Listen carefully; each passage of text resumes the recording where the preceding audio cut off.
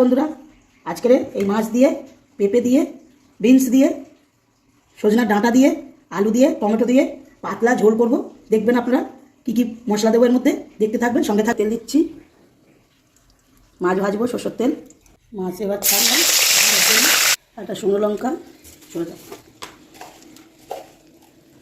জিরে ফোড়ন হয়ে গেছে সুন্দর করে। এবার আলু দেবো ভাজার জন্য। বন্ধুরা, এই রসুন বাটা, আদা বাটা, হলুদ গুঁড়ো দিলাম, এবার লঙ্কার গুঁড়ো দিচ্ছি, জিরের গুঁড়ো, ধনে গুঁড়ো, মরিচের গুঁড়ো। মাছের গন্ধ থাকবে না, টেস্ট ভালো নিয়ে আসবে। একটু জল দিচ্ছি যাতে পুড়ে না যায় মশলাটা, কালারটা সুন্দর আসে। এবার মশলাটা দিচ্ছি তেলের উপরে, সুন্দর করে মশলাটা কষে নেব। টমেটো দিচ্ছি এর সঙ্গে, মশলার সঙ্গে দিয়ে সুন্দর করে তেলের। এবার পেঁপে দিচ্ছি, এগুলি বেশি ভাজবো না। বিনস দিচ্ছি,